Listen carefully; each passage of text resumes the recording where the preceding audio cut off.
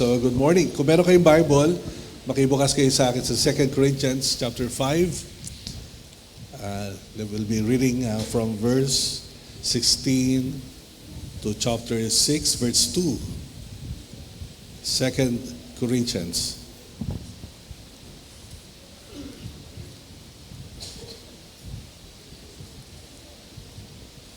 Chapter 5. Verse 16. So babasahin ko po sa Tagalog.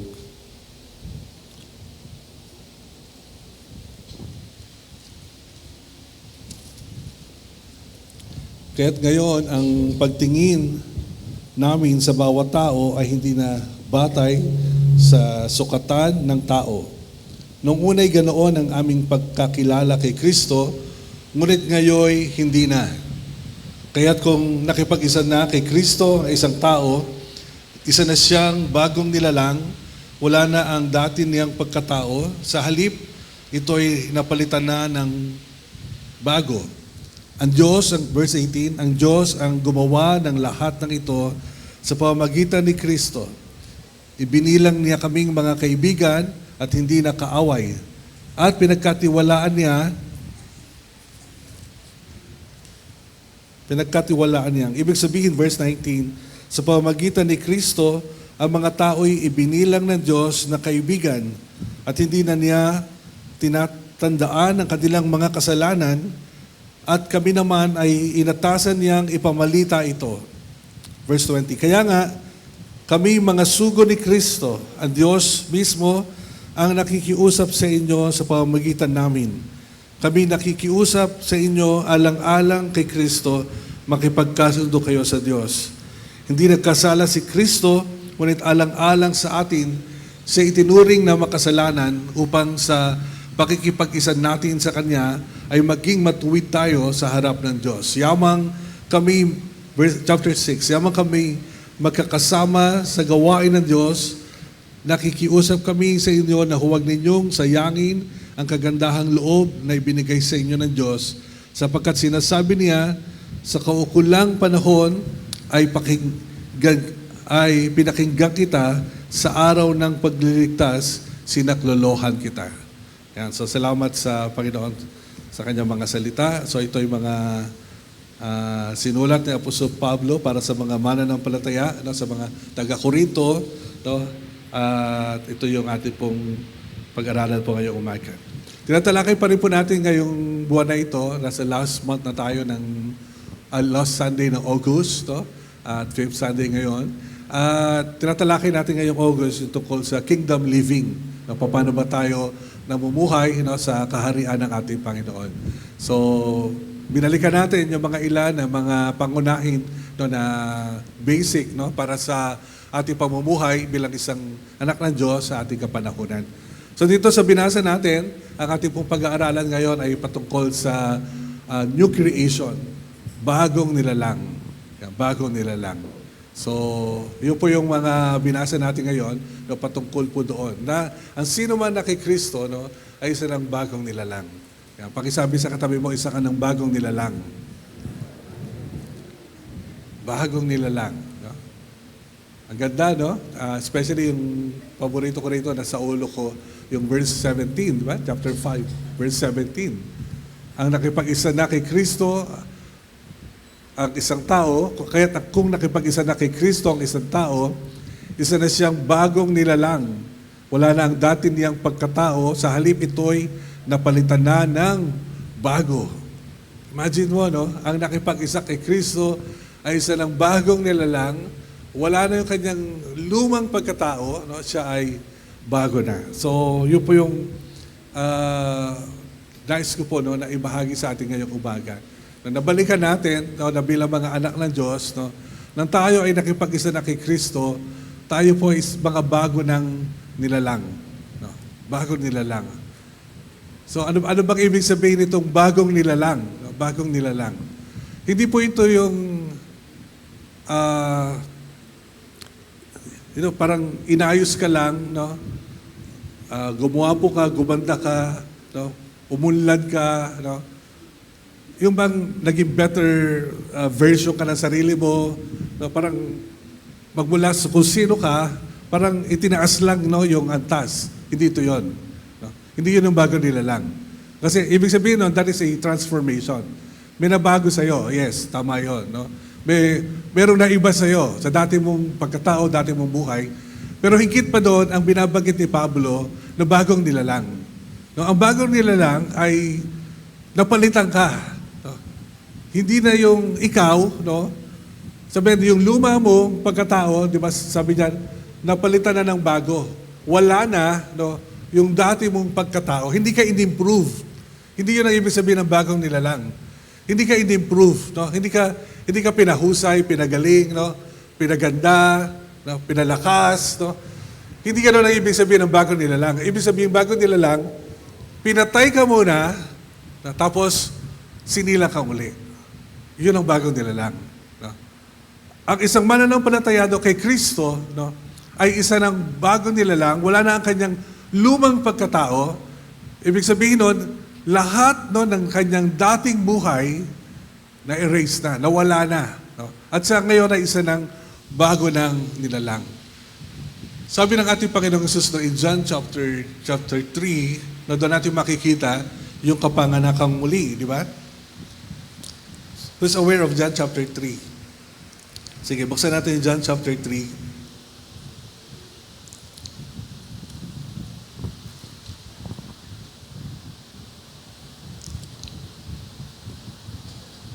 Verse 1. Tingnan natin yung pangyayari dito na naganap, no? At pinakita ng Panginoon, tinuro ng Panginoon yung patungkol sa born again, no? Bagong isang nilalang na.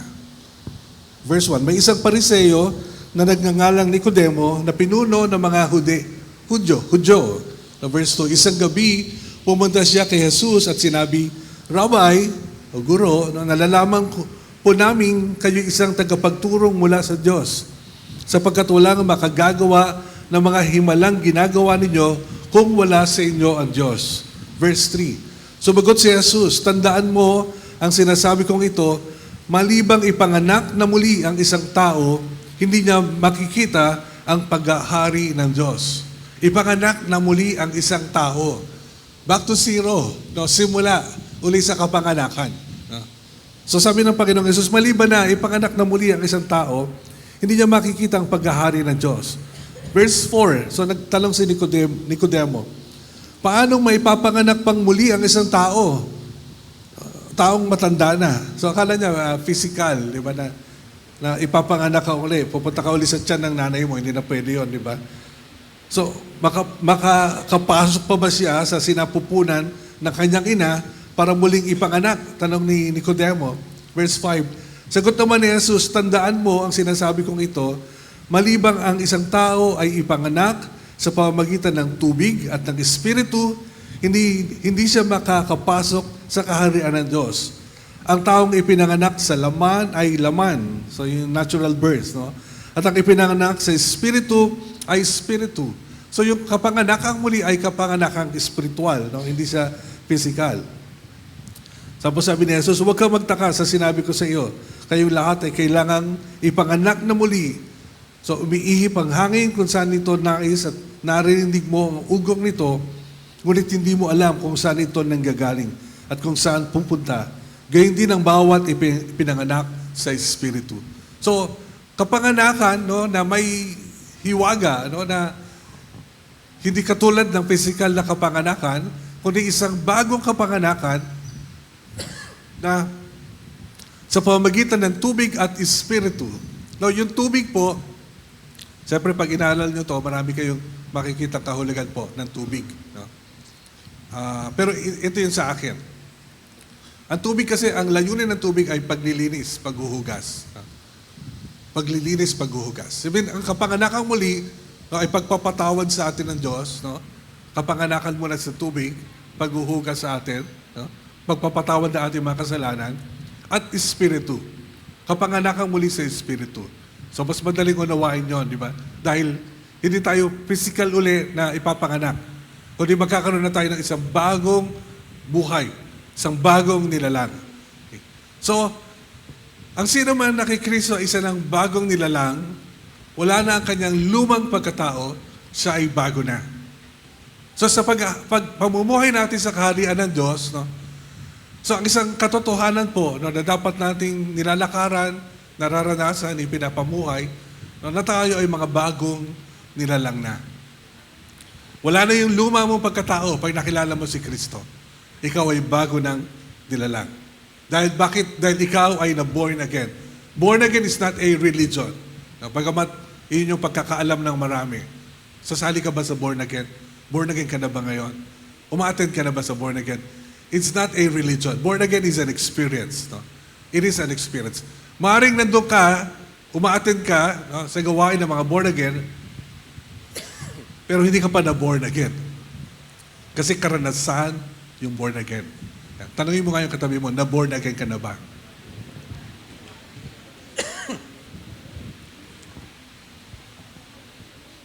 Sabi ng iba, na born again, again and again. Okay lang yan, at least sigurado ka.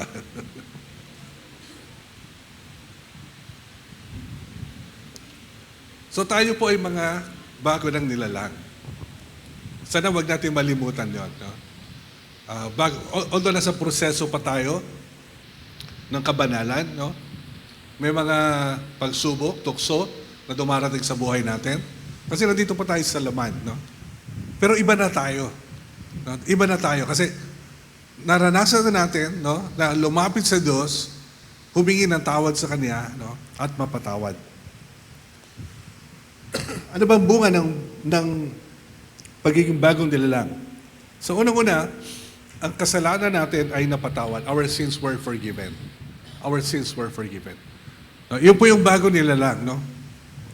Alam mo, no, nung lumapit ka sa Diyos at humingi ka ng tawad sa Kanya, napatawad na ng Diyos, no, ang mga kasalanan mo.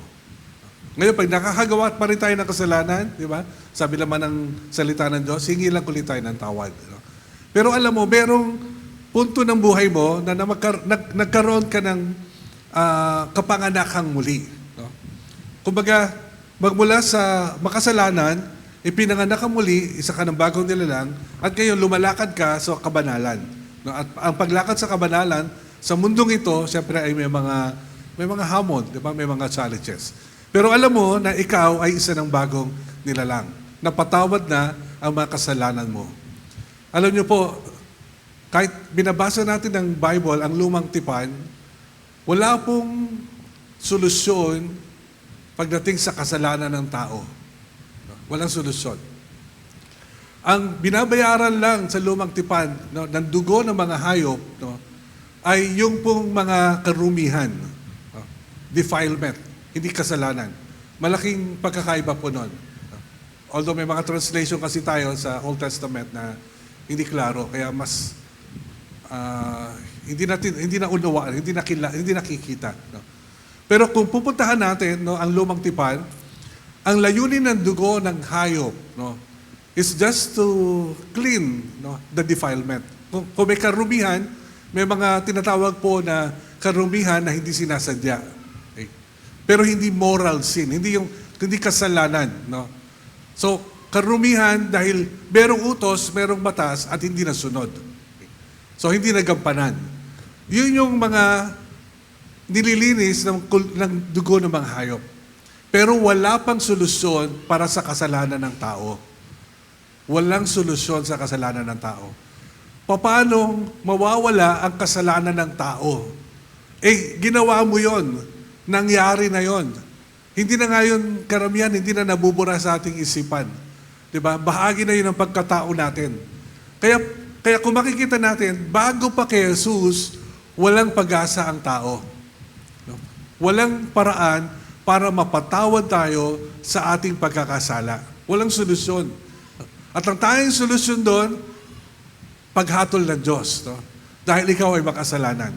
Of course, may mga pangyayari na, di ba, pag nababasa niyo sa lumang tipan, may nag-a-appeal sa Diyos. Diretso sa Kanya. Humingi ng tawad. No? Diretso sa Kanya. Kasi wala pang paraan, no, para mahugasan ang kasalanan natin. So, wala pa namagitan sa atin para sa kasalanan natin. So, pag nakasala ang tao, diretso yon, papatawan ng parusa, no? Or lalapit siya sa Diyos, hingi ka ng tawad sa Diyos. No? Diretso sa Diyos. Pero nung si Jesus ay naparito, namatay sa krus, no? Tinigis niya yung kanyang dugo, no? Para mahugasan ang ating mga kasalanan. Mapatawad ang ating mga kasalanan. Yun pa lang po ang tanging solusyon, no? Para magkaroon ng kapatawaran ang mga kasalanan po natin. Wala na hong iba. Kahit maging mabait ka, maging reliyoso ka, no? Kahit na mag-abuloy ka, di ba, tumulong ka sa kapwa, hindi mabubura doon ang kasalanan mo. Gagaan ang pakiramdam mo. Di ba? Kasi parang nakabawi ka, nakagawa ka ng kabutihan. Pero hindi yan nakapagbubura ng kasalanan natin. Andoon pa rin yung ating kasalanan. Wala hong bisa yun para mapatawad ang kasalanan natin. Ang nakakapag-alis lang ng kasalanan natin, nakakapaglinis lang ng kasalanan natin, yung dugo ni Kristo doon sa krus. Yung ginawa ni Jesus para sa atin. Kaya pag lumapit ka sa Kanya, humingi ka ng tawad, ang dugo ng Panginoong Jesus ang naguhugas ng iyong kasalanan. Doon ka napapatawad. Paglapit mo sa Diyos, sa ngalan ng Panginoong Jesus, na namagitan na para sa atin, napapatawad tayo. Nagkakaroon ng kapatawaran ang ating mga kasalanan. Kaya nga, di ba napakaganda na pwede ka magsimula uli.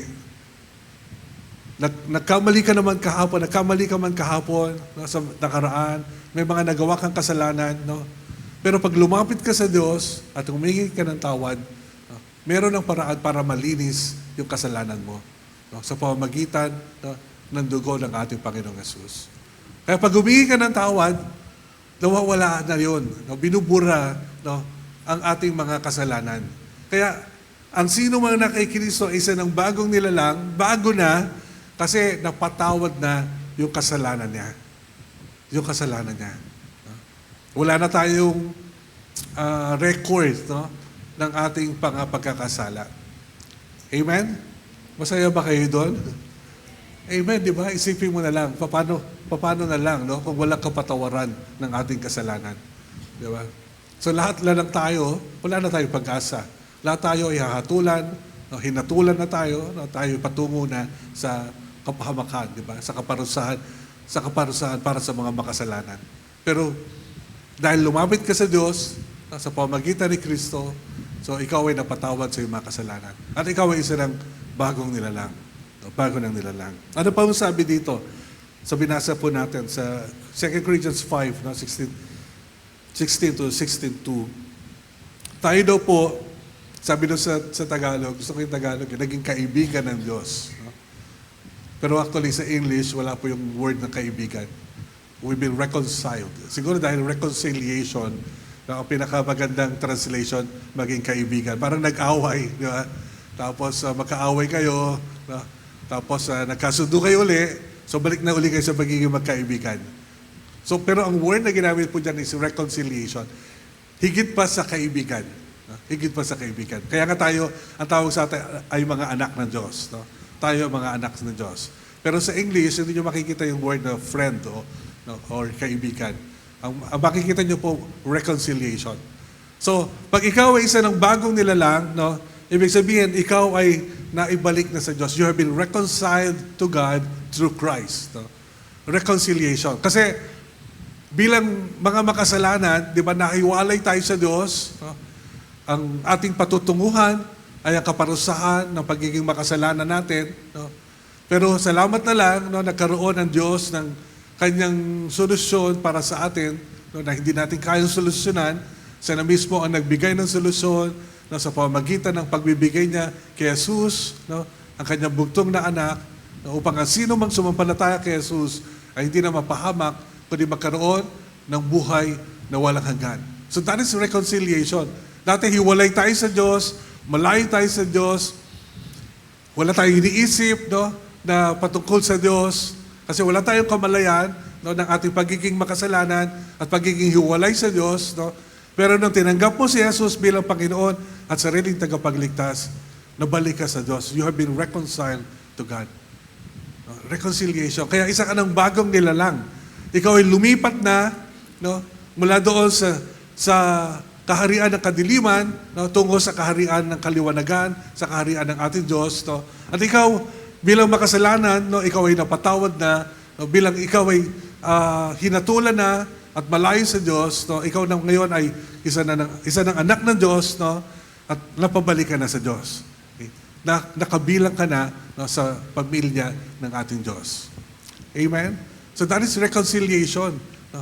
Na hiwalay tayo sa Diyos dati, no? Ngayon sa Diyos na tayo. No? Sa Diyos na tayo uli. Yan. Pakisabi sa katabi mo, sa Diyos na tayo uli. No? That is reconciliation. Diba? Sa Kanya na tayo uli. No? Bumalik na tayo. And then pangatlo, so sinabi rin dito, no, in verse 17, can we look at verse 17?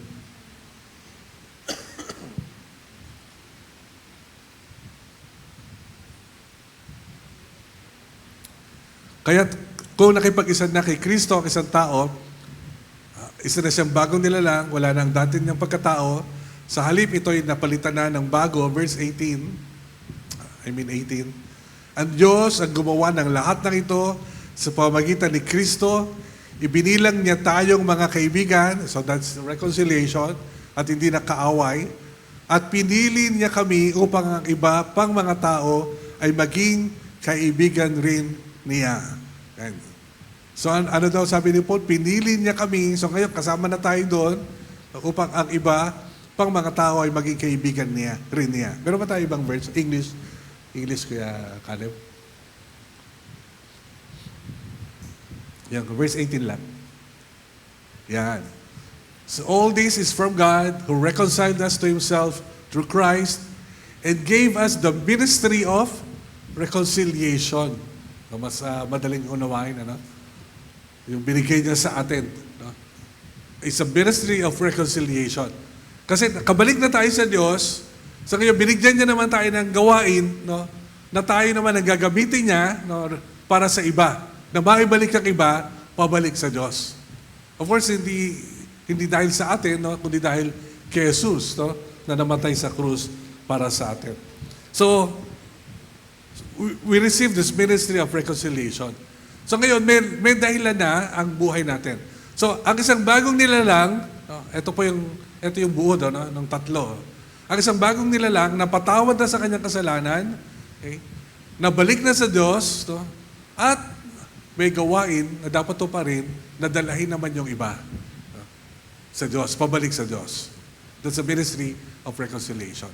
Sabi, meron tayong dala-dala ngayon na mensahe, no, na ang bawat isang makasalanan, no, na hindi pa nakilala si Jesus, no, ay babahagi na natin, no, ng ating karanasan, ipapakilala kung sino si Jesus, no, na namatay rin para sa Kanya, upang siya rin ay makatanggap, no, ng kapatawaran at makabalik din sa Diyos, no, at magamit din ng Diyos, no, para sa pagbabahagi pa sa iba.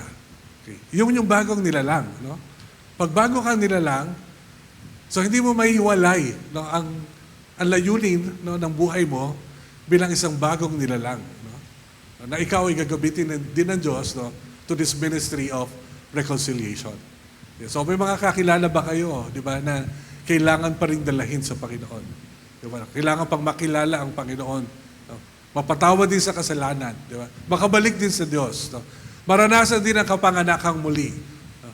Magkaroon ng isang karanasan, no? At naranasan ang pagiging bagong nilalang. So kung may mga kakilala tayo doon, may mga kilala tayo, no, gagamitin tayo ng Diyos para din sa kanila. No? Para din sa kanila. Amen? So, pakisabi sa katabi mo, isa ka ng bagong nilalang.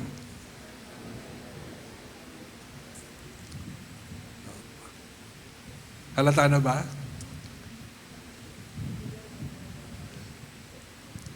So dapat nakikita sa atin, di ba, ang pag-iisang bagong nilalang. Nababago na ang ating pagsasalita, paraan ng ating pagsasalita, ang ating pag-iisip. No?